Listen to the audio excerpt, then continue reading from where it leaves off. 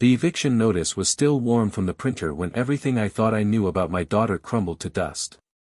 But let me back up, because this story starts 7 days earlier, in my favorite recliner, the one Martha picked out at Sears back when we were young and foolish enough to think furniture payments were a big deal. I was reading the morning paper, same as I'd done every day for the past 3 years since Martha passed, when Sarah burst through the front door like she owned the place. Which, apparently, she thought she did. "Dad, I can't do this anymore." The papers in her hand were shaking, but not as much as her voice. My Sarah, my little girl who used to climb into this very chair to hear bedtime stories, stood there with her face flushed red and her eyes blazing with something I'd never seen before. Desperation, maybe. Or anger. Hard to tell the difference sometimes. You either start paying rent for living in my house, or you pack your bags and get out. The words hit me like a physical blow. I set down my coffee cup with hands that suddenly felt ancient. "Sarah, honey, what are you talking about?" "Don't honey me, Dad. I'm drowning here. The divorce, the bills, everything, I can't keep floating you anymore. This is my house now, and if you want to stay, you need to contribute." I looked around the living room where Martha and I had celebrated 50 Christmases, where we'd rocked our babies to sleep, where I'd held her hand as the cancer took her away piece by piece. My house. Our house. "Since when is this your house?" Sarah's laugh was bitter. "Since Mom left it to me, Dad. Don't pretend you don't know." But I didn't know. Martha had handled all the legal stuff, said it was too complicated for me to worry about. I'd trusted her. Trusted my daughter. "I've been supporting you for 3 years, Sarah continued, her voice getting shriller. 3 years of groceries, utilities, property taxes, do you have any idea what that costs? And now with Kevin gone and the alimony barely covering Emma's school clothes." She trailed off, but I could see it all now. The new lines around her eyes, the way she'd been avoiding family dinners, how thin she'd gotten. My daughter was falling apart, and I'd been too buried in my own grief to notice. "Sarah, I never asked you to." "You didn't have to ask. You're my father. But I can't do it anymore. I just can't." She dropped into Martha's old chair, the one I couldn't bring myself to sit in, and for a moment, she looked like that little girl again, the one who'd scraped her knee and needed her daddy to make it better. Except this time, I was the one causing the pain.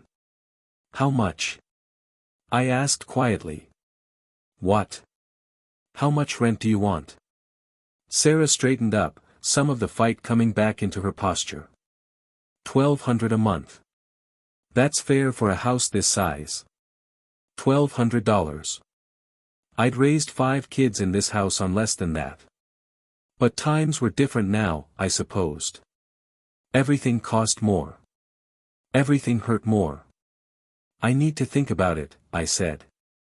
"You have until Sunday. That's 3 days, Dad. 3 days to decide if you want to be part of this family or a burden to it." The word burden settled in my chest like a stone. After she left, I sat in that recliner until the sun went down, thinking about the man I used to be. The man who'd worked 2 jobs to buy this house, who'd painted every room, fixed every leak, planted every tree in the yard. When had I become someone who needed to be carried? That night, I couldn't sleep. I kept thinking about Martha, about the promises we'd made to each other. About the life we'd built in these rooms. About Sarah's face when she'd called me a burden. Around midnight, I found myself in our old bedroom, staring at Martha's jewelry box. She'd always kept important papers in there, along with her grandmother's pearls and the watch I'd given her for our 25th anniversary. The key was exactly where I remembered, taped to the bottom of her music box, the one that played, "The Way You Look Tonight." Our wedding song. Inside the jewelry box, underneath the pearls, I found an envelope marked, "Important Documents," in Martha's careful handwriting. My hands shook as I opened it. The deed to the house was there, along with our wills, some insurance papers, and a letter addressed to me in Martha's handwriting. The letter was dated just 2 weeks before she died. My dearest Joe. If you're reading this, then I'm gone and you've finally worked up the courage to look through my private papers. I know you, my stubborn man, you probably let Sarah handle everything because you trust her and because paperwork was always my job. But there are things you need to know. Things I should have told you before, but I was so tired at the end, and Sarah was so helpful, and I thought, well, it doesn't matter what I thought. The house is yours, Joe. It was always yours. I never changed the deed, no matter what Sarah might think or say. I love our daughter, but she's always been impulsive, always seen what she wanted to see. She must have misunderstood something I said when I was sick. There's also a life insurance policy you don't know about, $150,000. And the savings account I kept for emergencies has $87,000 in it. I wanted to surprise you, to make sure you'd be taken care of if something happened to me. You're not a burden, my love. You never could be. Take care of yourself. Take care of our house. And take care of Sarah, even when she makes it difficult. All my love, Martha. I read the letter 3 times before the words really sank in. Then I sat on the edge of the bed Martha and I had shared for 48 years and cried like I hadn't since the day she died. The next morning, I called a lawyer. Then a real estate agent. Then the bank. Sarah came by every day that week, each time more insistent than the last. She even brought a rental application, had me fill it out like I was some stranger looking for a place to live. There's a nice senior community on Oak Street, she said Thursday afternoon. Much easier for you to manage. No yard work, no maintenance. You'd probably be happier there. I just nodded and smiled, the way I'd learned to do when Martha was sick and the doctors explained things I didn't want to hear. Friday morning, Sarah showed up with papers that looked official and legal. Dad, I'm sorry it's come to this, but you have until Sunday. Pay the rent or find somewhere else to live. I can't keep enabling this. That's when I stood up from my recliner and walked to the kitchen table, where I'd laid out all the real documents I'd spent the week collecting. Sarah, honey, I said, my voice calmer than it had been in days. Sit down. We need to talk. The look on her face when she saw those papers spread across the kitchen table was something I'll never forget. It was like watching someone realize they'd built their whole world on quicksand. What is this? She whispered. The truth, I said gently. Your mother left me this house, Sarah. She left me everything. And there's something else you should know. I showed her the bank statements, the insurance policy, the lawyer's letter confirming everything. Sarah's face went white, then red, then white again. But Mom said, she told me. Your mother was very sick at the end. Maybe she said things that sounded different than what she meant. Or maybe you heard what you needed to hear. Sarah collapsed into a chair, all the fight gone out of her. Oh God, Dad. What have I done? You tried to take care of your family the only way you knew how, I said. But Sarah, there's something else. I've already put the house up for sale. Her head snapped up. What? Got 3 offers over asking price. Good offers. But, why? I sat down across from her, reached over and took her hands in mine. They were cold as ice. Because your mother was right about one thing, you are struggling, and you do need help. And because I realized something this week. This house was supposed to bring our family together, not tear it apart. Sarah started crying then, big ugly sobs that shook her whole body. I'm so sorry, Dad. I was just so scared, and the bills kept coming, and I thought. I know what you thought. And maybe I was a burden. Maybe I should have been paying attention instead of hiding in my grief. You weren't hiding. You were mourning. Same thing, sometimes. I squeezed her hands. But here's what we're going to do. I'm buying a duplex on Maple Street.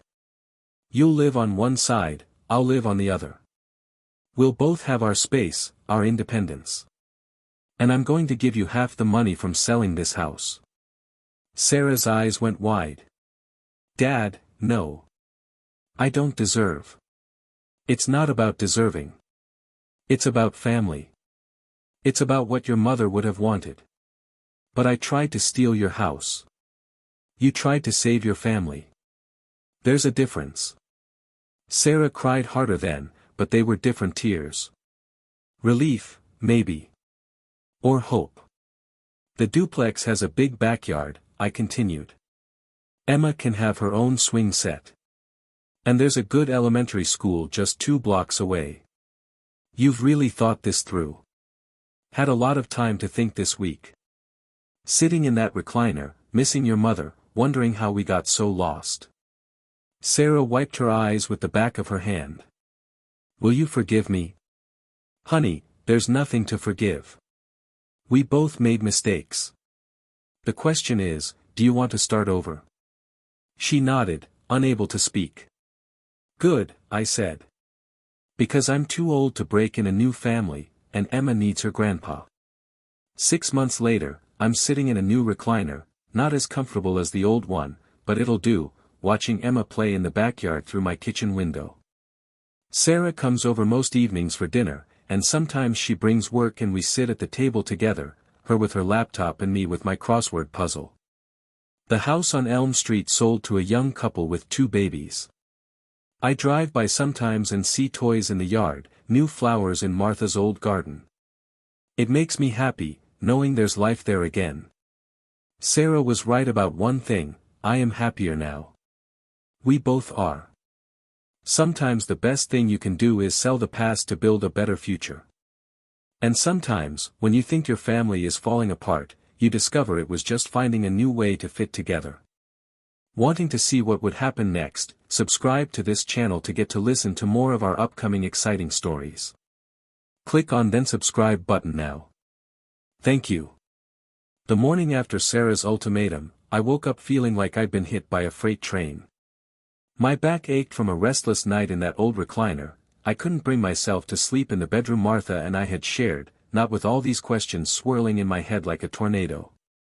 I made my coffee the way I always did, 2 sugars and a splash of the cream Martha always kept in the refrigerator.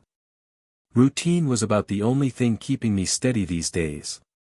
But as I sat at the kitchen table, staring at the spot where Sarah had spread out those legal papers the day before, something nagged at me like a splinter under the skin.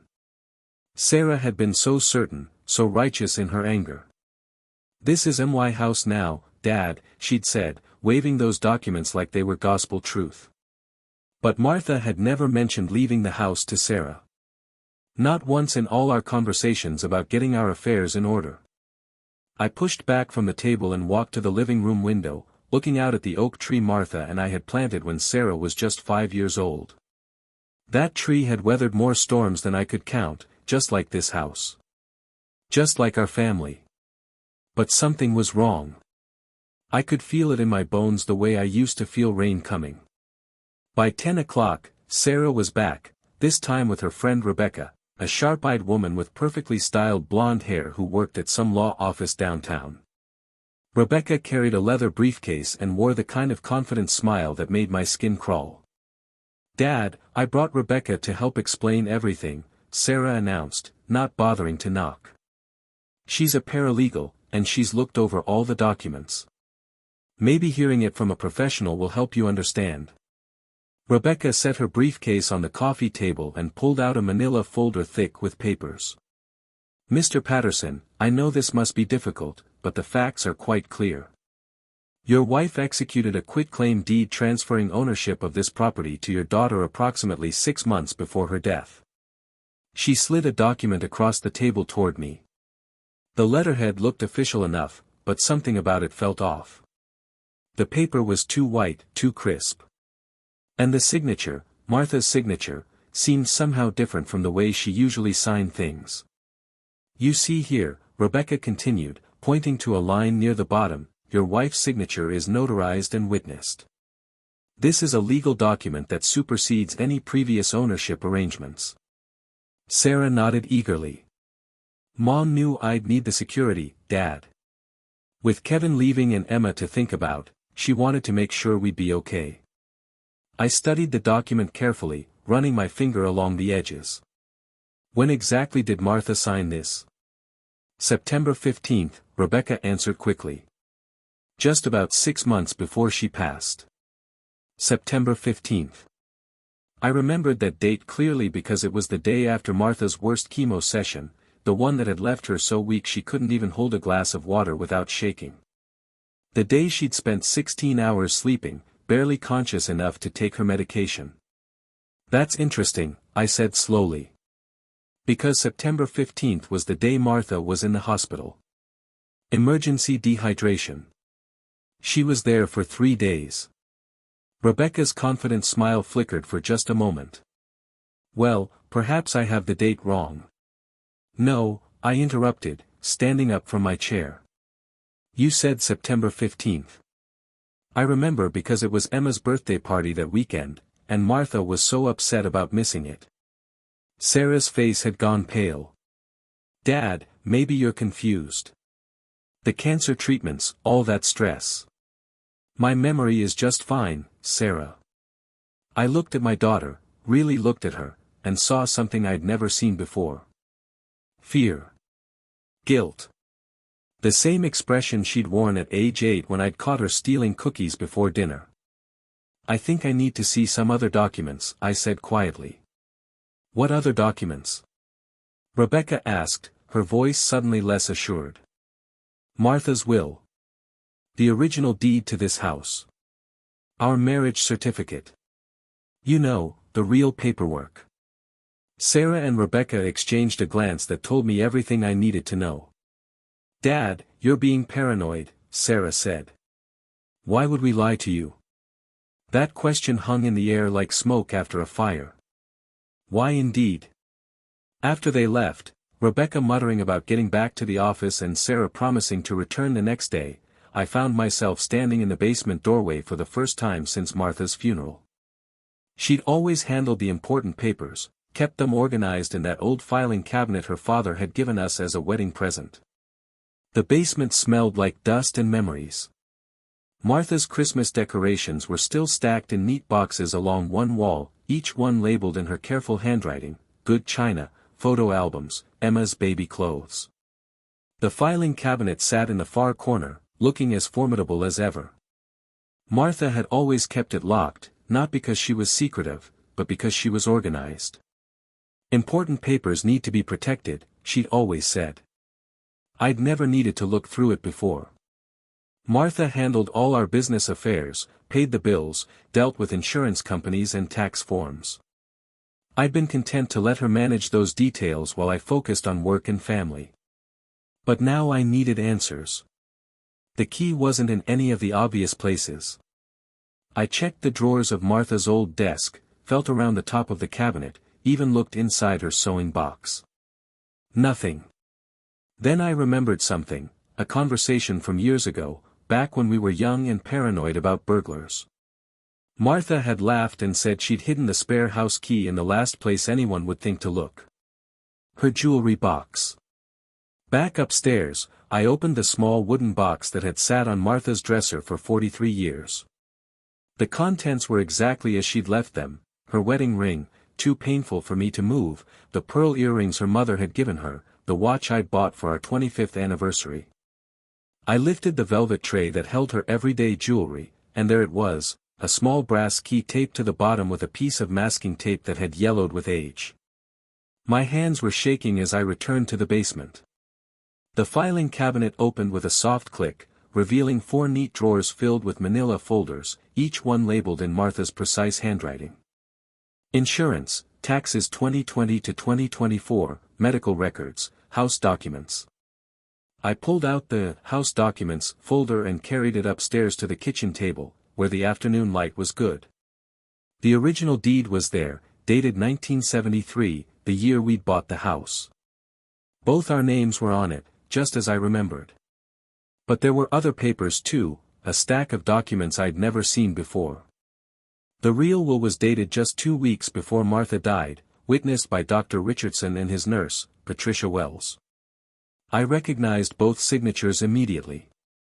The will was clear and simple, everything to me, with instructions that after my death, the house and remaining assets would go to Sarah and her children.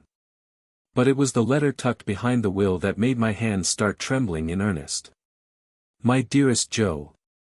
If you're reading this, something has happened that I hoped never would.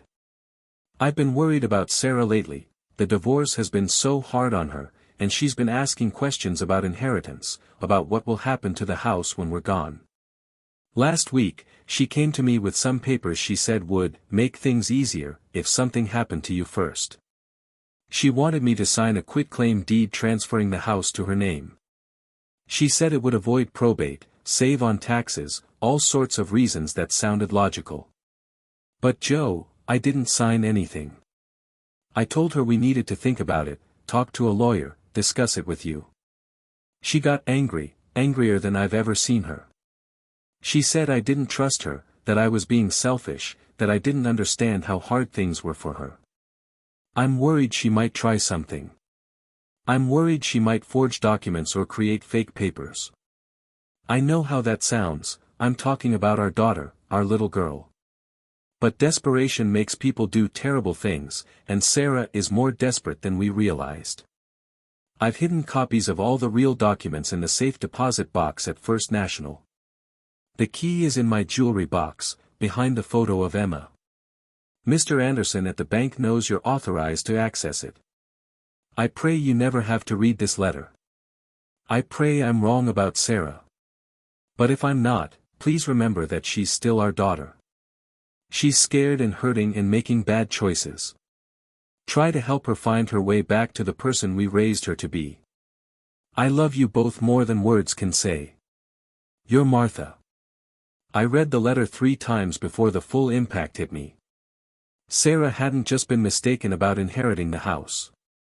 She'd been actively lying, possibly forging documents, creating an elaborate deception to steal my home. My own daughter. I sat there in the growing darkness, too stunned to even turn on the lights. 45 years of raising her, of loving her, of being proud of the woman she'd become. And this was how she repaid that love. The phone rang, startling me out of my thoughts. Dad? It's Sarah. I just wanted to call and apologize for being so harsh yesterday. I know this is hard for you. Her voice sounded so normal, so caring. Like the daughter I thought I knew. Rebecca looked over everything again, and she thinks maybe we can work out a payment plan instead of requiring the full rent amount right away. Would that help? That's thoughtful of you, honey. I don't want you to think I don't love you, Dad. This is just business. Just practical stuff that has to be handled. Business. Practical stuff. As if 43 years of family meant nothing more than a rental agreement. Sarah, I said carefully, can I ask you something? Of course. Do you remember when your mother was in the hospital that September? When she missed Emma's birthday party? A pause. Just a fraction too long. Vaguely. Why? Just wondering. My memory isn't what it used to be. Dad, you're scaring me.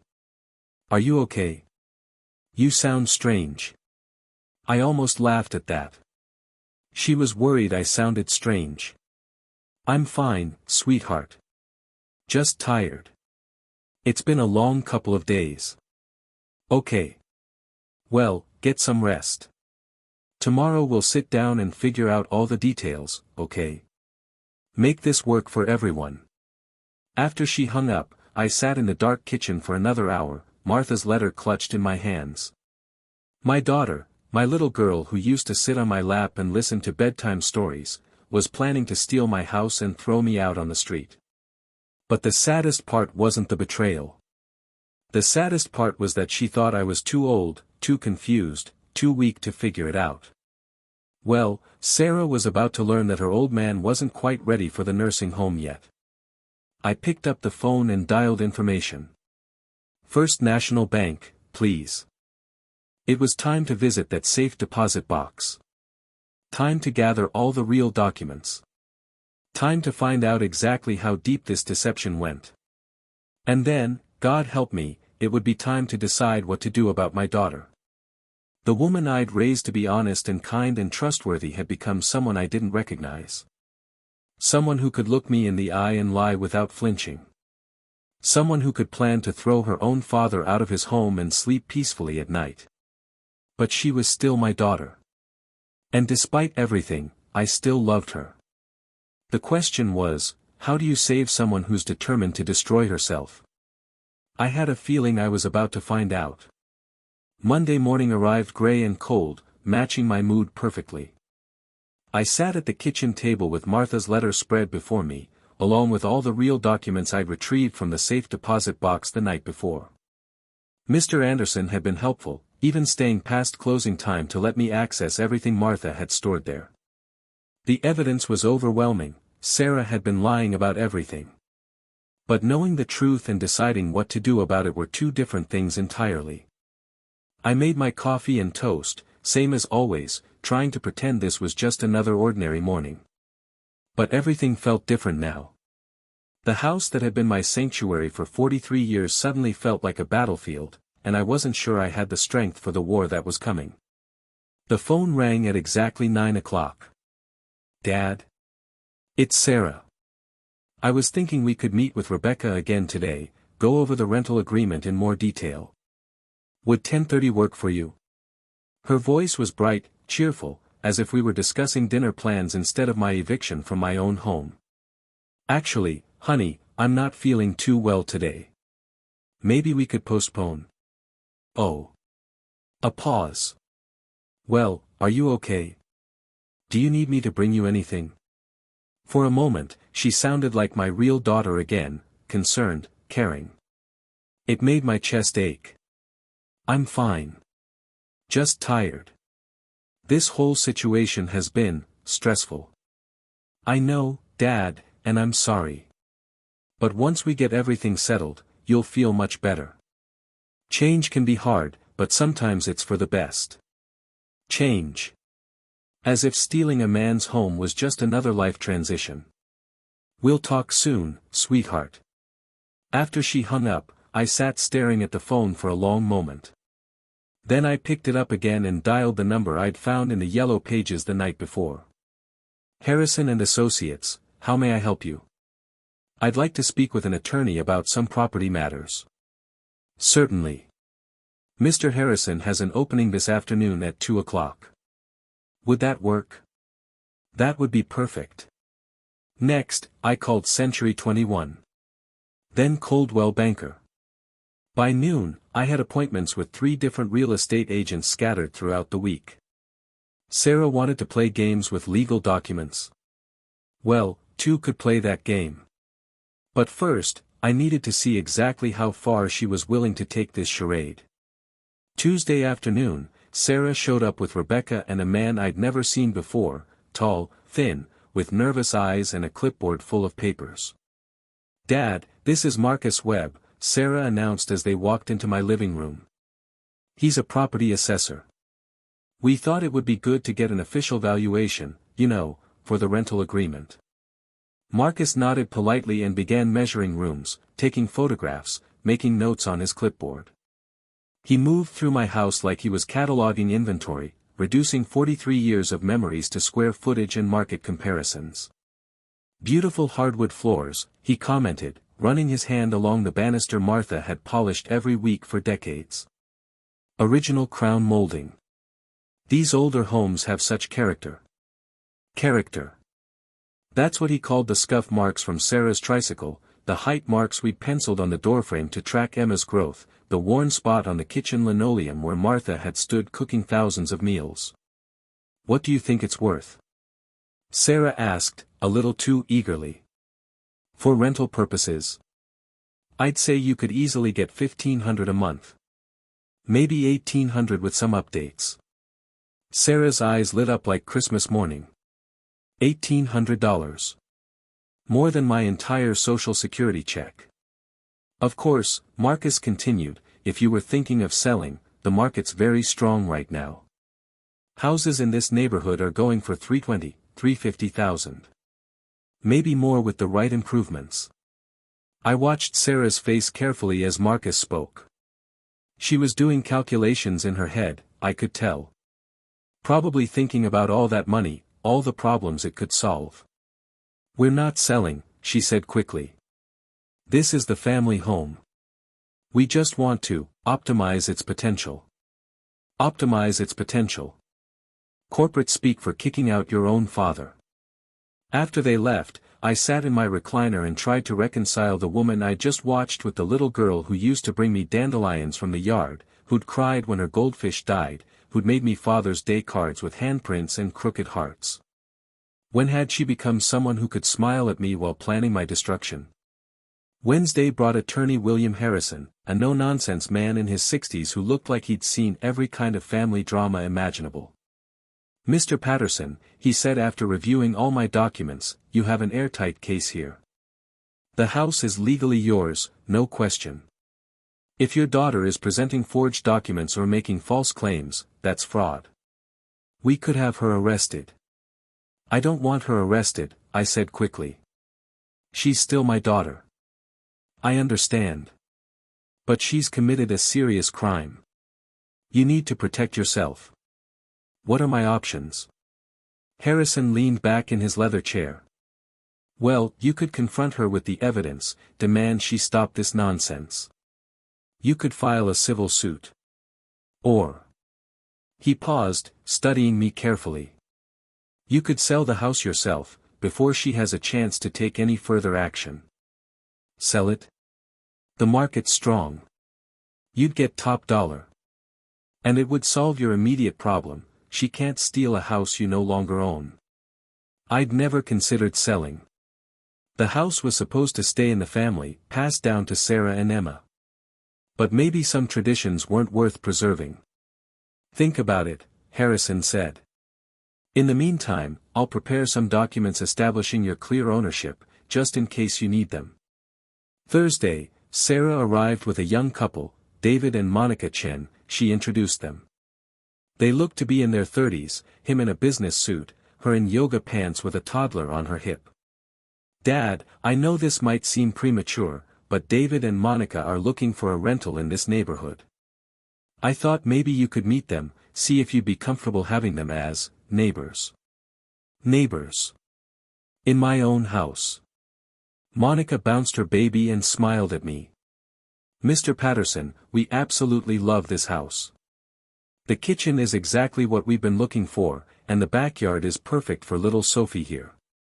Sophie gurgled and reached for my glasses. Under different circumstances, she would have reminded me of Emma at that age, all chubby cheeks and curious eyes. "The rent Sarah quoted seems very reasonable," David added. "And we're quiet tenants. Monica works from home, so someone would always be here to keep an eye on the property." "Keep an eye on the property." As if I weren't capable of watching my own home. "It's just a preliminary meeting," Sarah said quickly.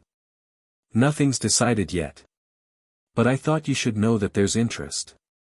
Good people who would take care of the place." After they left, I found myself standing in Emma's old bedroom, the one we'd painted pink when she was 6 and wanted to be a princess. Sarah was already planning to erase me from this house, to fill it with strangers who would paint over Emma's height marks and replace Martha's carefully tended garden with whatever suited their taste. But I said nothing. Just smiled and nodded and let Sarah think she was winning. Friday afternoon brought Eleanor Hutchinson from Century 21, a sharp-eyed woman with silver hair and a firm handshake.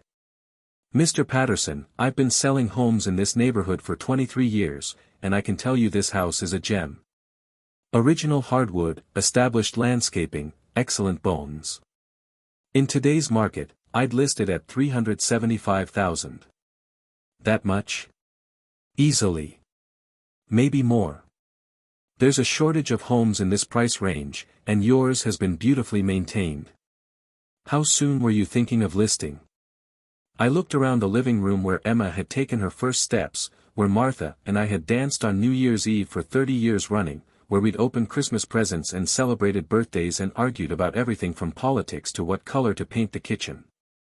"Soon," I said. "Very soon." Eleanor pulled out her phone and started taking pictures. "I'll get you a formal market analysis by Monday. With good staging and the right marketing, we could have offers within the first week. That evening, Sarah called again. "Dad, I've been thinking about our conversation on Monday. Are you feeling better? You've seemed a little distant lately." Distant. That was one way to put it. "I'm fine, honey. Just processing everything. I know this is hard. Change is never easy, especially at your age.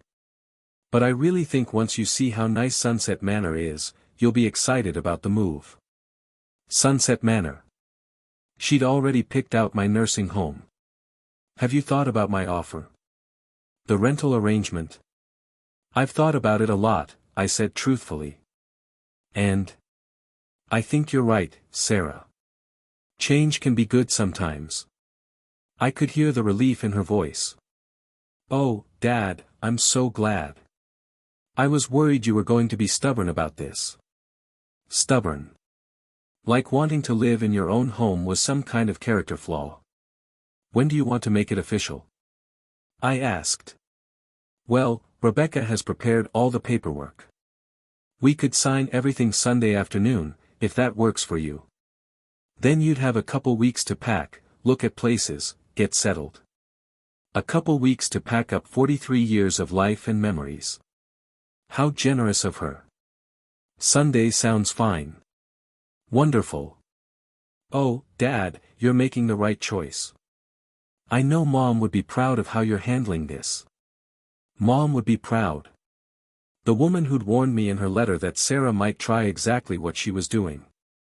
After I hung up, I walked through the house one more time, saying goodbye to rooms that had sheltered 3 generations of my family. Tomorrow, I'd call Eleanor back and tell her to start the paperwork. By Monday, the "for sale" sign would be in the front yard.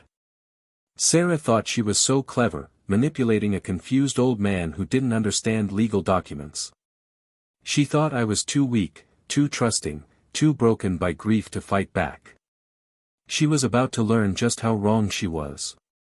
But as I stood in the doorway of the bedroom Martha and I had shared, looking at the empty spot where her jewelry box used to sit, I couldn't shake the feeling that I was about to lose more than just a house. I was about to lose my daughter, too. Maybe I already had. The saddest part wasn't that Sarah was willing to steal from me. The saddest part was that she thought so little of me, thought I was so diminished by age and grief that I wouldn't even notice. Well, she'd notice soon enough. Come Sunday afternoon, when she arrived with her forged documents and fake sympathy, she was going to get the surprise of her life. I just hoped we'd both survive it. If you're still listening to this story up to this point, why don't you subscribe to this channel to continue getting impactful daily stories like this? We would be most grateful if you can do that to help boost this video to reach everyone. Thank you. Friday morning dawned crisp and clear, the kind of October day that made you grateful to be alive. I'd been up since 5, sitting in my recliner with a cup of coffee, watching the sunrise paint the oak tree in shades of gold and amber. It was going to be a beautiful day for the truth to finally come out. I'd spent the better part of the night arranging documents on the kitchen table like pieces of a puzzle: Martha's real will, the original deed, the life insurance policy I'd discovered tucked behind some old tax returns, the bank statements showing the savings account Martha had been quietly building for years. Everything laid out in perfect order, waiting for Sarah to walk into the trap she'd set for herself. At exactly 9:15, I heard her car in the driveway. She always drove too fast down our quiet street, just like she'd done everything else in her life: impulsive, impatient, convinced she knew better than everyone else. But this time, she wasn't alone. Through the front window, I watched Sarah climb out of her Honda, followed by a man I'd never seen before. He was younger than Rebecca, maybe mid-30s, wearing an expensive suit that looked out of place in our middle-class neighborhood. He carried a leather briefcase and had the kind of predatory smile that made my skin crawl. Sarah's face was set in hard lines as she marched up the front walk, her heels clicking against the concrete like bullets. The man, her shady lawyer friend, I assumed, followed close behind, already pulling papers from his briefcase. They didn't knock. Sarah used her key, the spare I'd given her years ago for emergencies, and walked into my home like she owned it. Which, of course, she thought she did. "Dad," she said, her voice tight with barely controlled frustration. "This is Vincent Torres. He's an attorney, and he's here to help us resolve this situation once and for all." Vincent Torres stepped forward with his hand extended and that practiced smile. "Mr. Patterson, pleasure to meet you. Sarah's told me so much about you." I'm sure she had. Probably painted me as a confused old man who didn't understand modern legal realities. Sarah's explained the situation, Torres continued, settling into Martha's chair without being invited. "And while I understand this must be difficult for you, we need to address some practical matters." Sarah remained standing, pacing behind the couch like a caged animal. "Dad, I know we said Sunday, but Vincent had some time this morning, and I thought, well, the sooner we get this settled, the better for everyone." The better for everyone. As if throwing me out of my own home was some kind of humanitarian gesture. Torres opened his briefcase and pulled out a sheaf of papers. "Mr. Patterson, I've prepared what's called a formal notice to quit. Essentially, it's an eviction notice giving you 72 hours to either begin paying rent or vacate the premises." He slid the document across the coffee table toward me. It was typed on official letterhead, complete with legal language and official seals. To someone who didn't know better, it would look intimidating as hell. $1,200 a month, Sarah said, finally stopping her pacing. "That's below market rate, Dad. I'm actually losing money at that price." Losing money.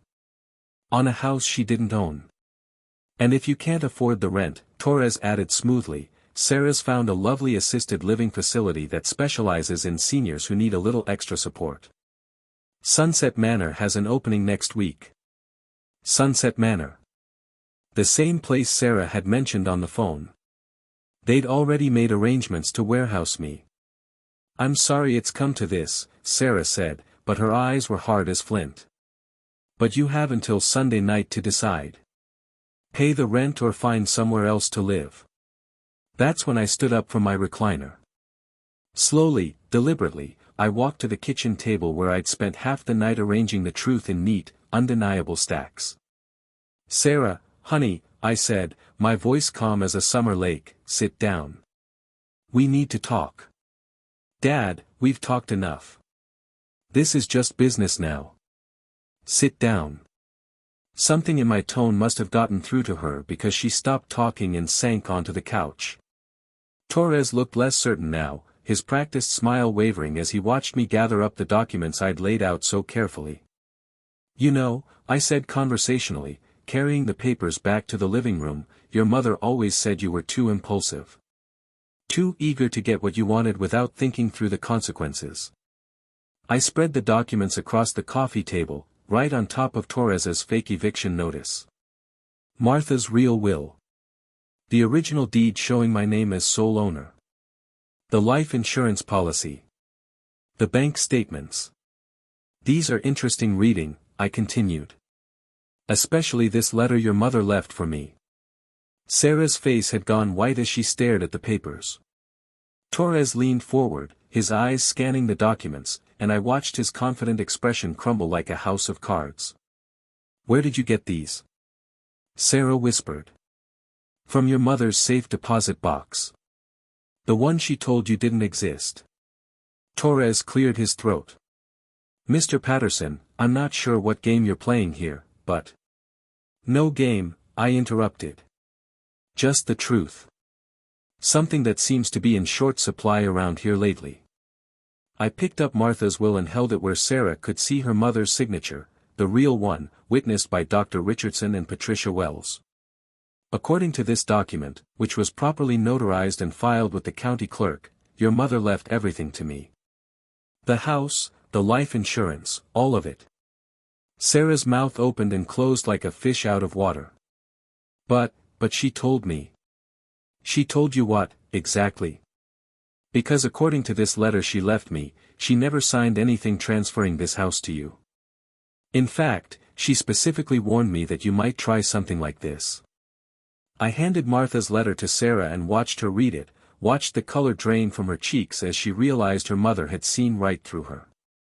Torres was frantically shuffling through the documents, his lawyer's training taking over even as his scam fell apart. These could be forgeries, he said weakly. They could be, I agreed. Just like that quitclaim deed you and Rebecca cooked up. Except mine are real. Filed with the county, notarized by people who are still alive and willing to testify. How about yours? Torres's Adam's apple bobbed as he swallowed hard.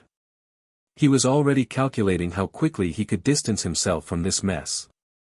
In fact, I continued, pulling out another document, here's a statement from First National Bank confirming that I'm the sole beneficiary of your mother's life insurance policy. $150,000, Sarah. Did you know about that? Sarah shook her head mutely. And here, I produced another set of papers, are the statements from the savings account your mother had been building for the past 15 years. $87,000 that she never told you about. $87,000 she saved by clipping coupons and shopping sales and never buying herself anything nice because she wanted to make sure I'd be taken care of. The silence in the room was deafening. Sarah stared at the bank statements like they were written in a foreign language. So you see, I said, settling back into my recliner, I'm not the confused, broke old man you thought I was. I own this house free and clear. I have more money in the bank than you do. And I certainly don't need to pay rent to live in my own home. Torres was already packing up his briefcase. Sarah, I think there's been some kind of misunderstanding.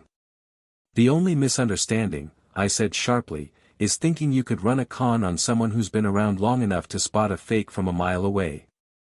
Now wait just a minute, Torres started. No, you wait. I stood up again, and despite being 72 years old, I felt more powerful than I had in years. You came into my house with fraudulent documents, trying to illegally evict me from my own property. That's a felony, Mr. Torres. Several felonies, actually. Torres went pale.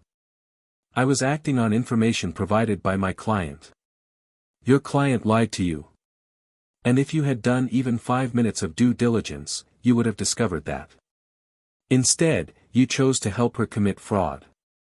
Dad, please, Sarah finally found her voice. I never meant. I thought. You thought what, Sarah? That I was too old and stupid to figure out what you were doing. That I'd just roll over and let you steal everything your mother and I worked for.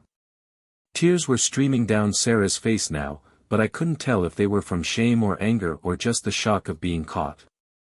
I was struggling, she whispered. The divorce, the bills, Emma's school.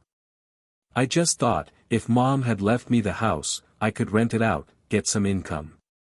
So you decided to forge documents and lie to me? I found some papers in Mom's room after she died. Legal-looking things. I thought maybe she had changed the will. You thought, or you hoped? Sarah's sob answered that question.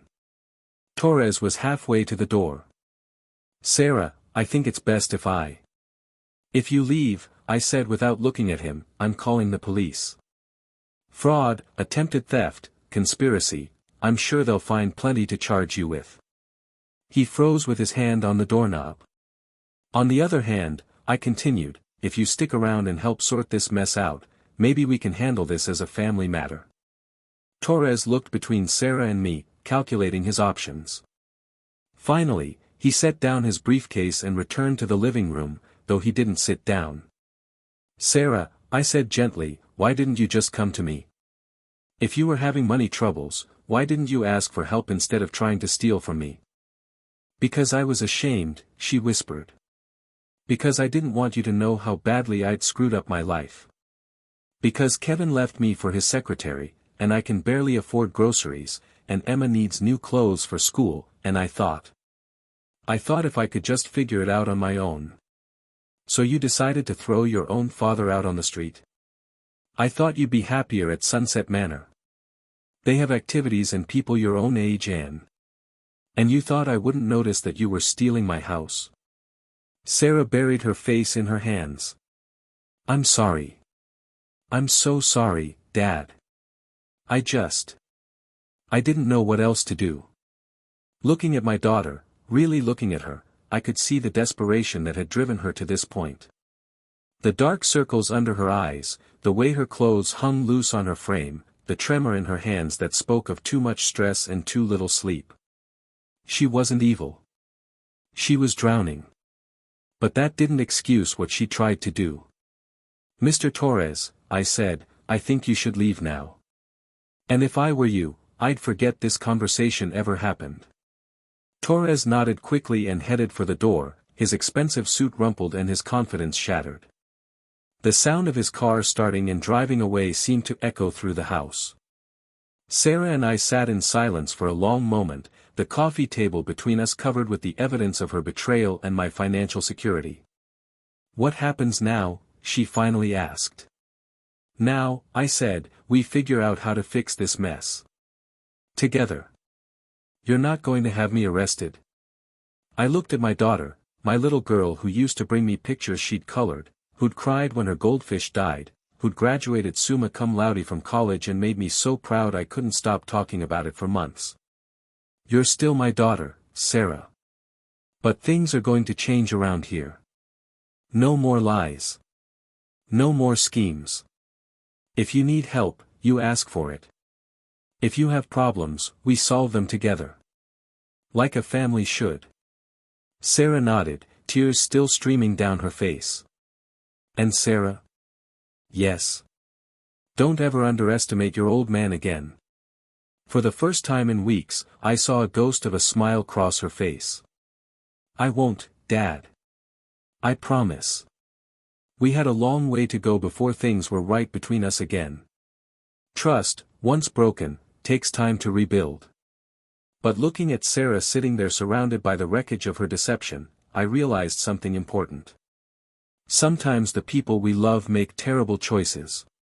Sometimes they hurt us in ways we never imagined possible. But sometimes, if we're lucky, those moments of crisis can become opportunities for something better. Something real. Something honest. Something that might actually last. The silence after Vincent Torres left stretched between Sarah and me like a chasm 43 years in the making. She sat on the couch, her shoulders shaking with quiet sobs, while I remained in my recliner, surrounded by the documents that had just blown her world apart. Part of me wanted to comfort her the way I had when she was little, when she'd skinned her knee or had a nightmare or came home crying because some boy at school had broken her heart. But this wasn't a scraped knee. This was betrayal, plain and simple, and comfort would have to wait until we'd worked through the hard truths. Sarah, I said finally, look at me. She raised her head, her eyes red and swollen. At 42, she looked older than Martha had at 50, worn down by divorce and financial stress and the weight of her own poor choices. I need you to understand something, I continued. What you tried to do, it wasn't just fraud. It was the deepest kind of betrayal. You were willing to throw me out of my own home, to lie to my face, to watch me struggle and suffer, all for money. Dad, Let me finish. My voice was gentle but firm. You looked at me and saw someone weak. Someone confused. Someone you could manipulate and control. Do you have any idea how that feels? Fresh tears spilled down her cheeks. I'm sorry. I'm so sorry. Sorry doesn't give me back the weeks I spent thinking my own daughter hated me enough to make me homeless. Sarah flinched as if I'd slapped her. I don't hate you. I love you, Dad. I was desperate. Desperate people do desperate things. I understand that. But Sarah, you weren't just desperate. You were calculating. You brought in Rebecca to validate your lies. You found Vincent Torres to make your fraud look legal. You brought strangers into my home to look at it like they were shopping for furniture. Each word hit her like a physical blow, and I could see her shrinking into herself. But this conversation needed to happen. We needed to clear the air completely before we could move forward. The worst part, I said, wasn't the lying. It was that you thought so little of me. You assumed I was too broken by grief, too diminished by age, to see through what you were doing. I didn't think. No, you didn't think. You acted out of fear and selfishness and assumed I'd be too weak to fight back. Sarah buried her face in her hands again. What do you want me to say? That I'm a terrible person? That I'm a failure as a daughter? Because I already know that. I don't want you to say anything, I replied. I want you to listen. I stood up and walked to the window, looking out at the oak tree Martha and I had planted so many years ago. It had survived storms, droughts, harsh winters, and blazing summers. It had bent but never broken, and now it stood stronger than ever. Your mother and I planted that tree the year you were born, I said. Did you know that? Sarah shook her head. We were so young, so scared. We just bought this house, had a new baby, and we were living on love and hope and about $50 a week. But Martha insisted we needed that tree. Something that will grow with our family, she said. I turned back to Sarah. That tree has weathered a lot of storms, honey. Just like this family.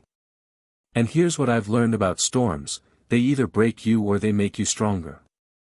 Dad, I don't understand. I'm getting to that. I returned to my recliner, but this time I leaned forward, making sure Sarah was looking directly at me.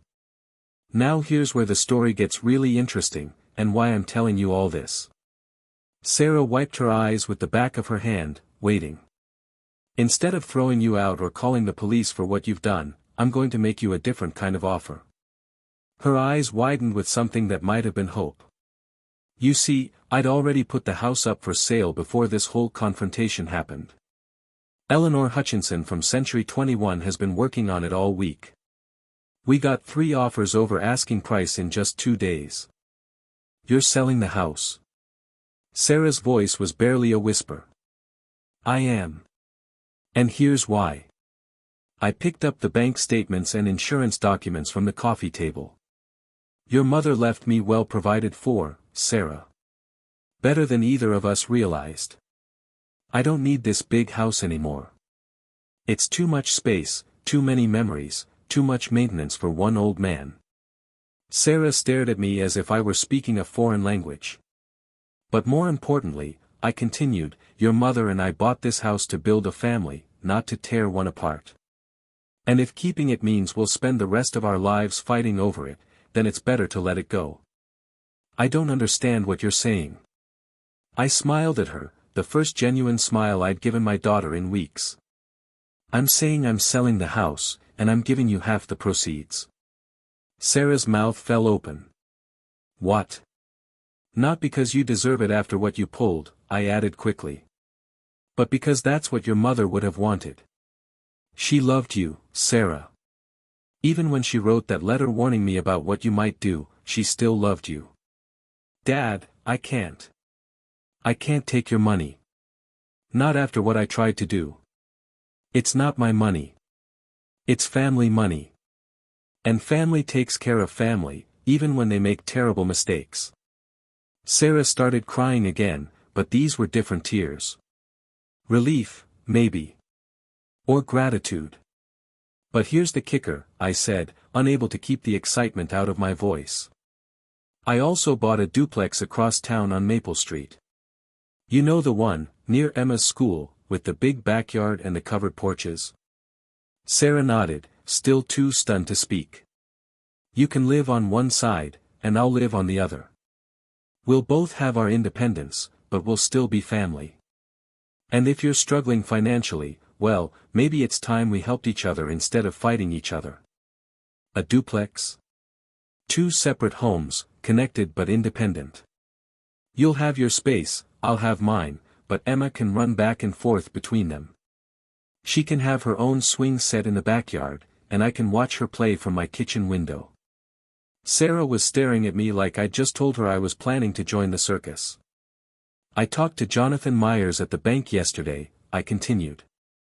With your half of the house money as a down payment, you can get a very reasonable mortgage for your side of the duplex. Your monthly payments will be less than you're paying for that apartment you're renting now. You've already worked all this out. I've had a lot of time to think this week, Sarah.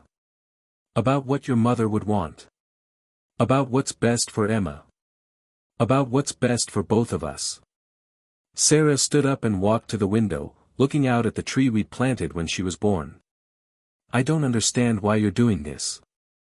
I tried to steal from you. I lied to you. I brought strangers into your home and tried to have you evicted. Yes, you did all those things. So why? I joined her at the window, and for a moment we stood side by side, father and daughter, looking at the tree that had weathered so many storms. Because you're still my little girl, I said simply. The one who used to sit on my lap and listen to bedtime stories. The one who brought me dandelions from the yard and thought they were the most beautiful flowers in the world. The one who graduated summa cum laude and made me so proud I couldn't stop bragging about you. I'm not that person anymore, Dad. Look what I've become.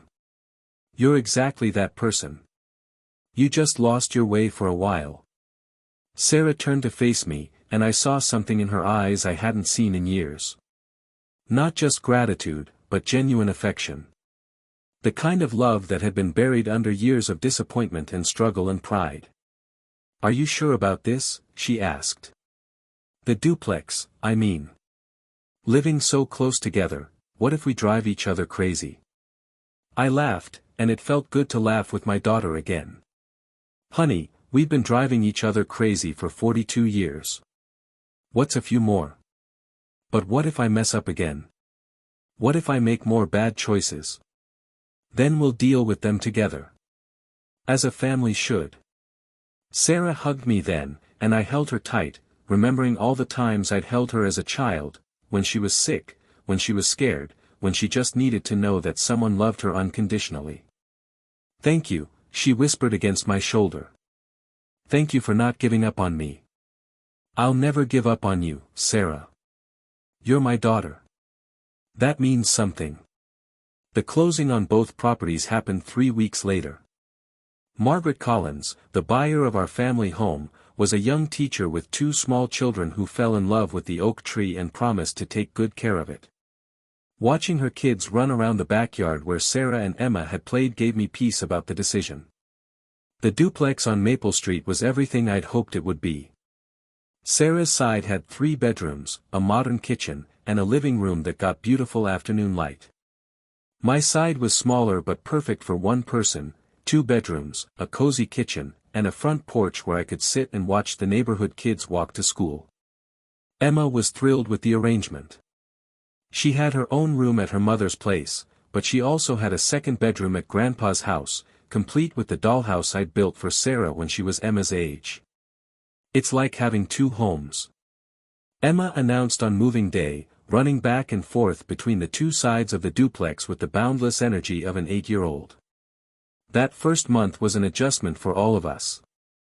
Sarah and I had to learn new boundaries, new rhythms, new ways of being family without stepping on each other's independence. But slowly, gradually, we found our groove. Sarah got a better job, assistant manager at a boutique downtown, and with her reduced housing costs, she was able to get back on her feet financially. I started volunteering at the library, reading to children during story time, and discovered I actually enjoyed being around people again. Most evenings, Sarah would knock on my door around dinner time, and we'd eat together while Emma did her homework at the kitchen table. Sometimes we'd watch a movie afterward, the 3 of us squeezed onto my small couch like we used to do when Sarah was little and Emma was just a baby. You know what's funny? Sarah said one evening as we sat on the front porch watching Emma chase fireflies in the yard. What's that? I'm happier now than I've been in years. Even though I have less money, less space, less stuff. I rocked back in my chair, feeling the evening breeze carry the scent of the honeysuckle that grew along the fence. Your mother always said happiness wasn't about what you had. It was about who you had it with. She was right about a lot of things. Yes, she was. Emma came running up to the porch, her hands cupped carefully. Grandpa, look. I caught one. She opened her hands just enough for us to see the firefly glowing softly against her palms, then opened them wide to let it fly away. Make a wish, I told her, the way my own grandfather had told me when I was her age. Emma closed her eyes tight, her face serious with concentration. When she opened them, she was grinning. What did you wish for? Sarah asked. I can't tell you, or it won't come true.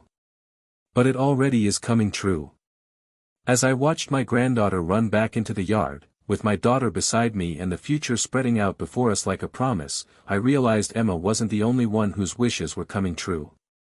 6 months after that terrible Friday morning when Sarah had tried to evict me from my own home, we were all exactly where we needed to be. Not where we'd planned to be, not where we'd expected to be, but where we belonged. Sometimes the best thing you can do is sell the past to build a better future. And sometimes, when you think your family is falling apart, you discover it was just finding a new way to fit together. The storm had passed.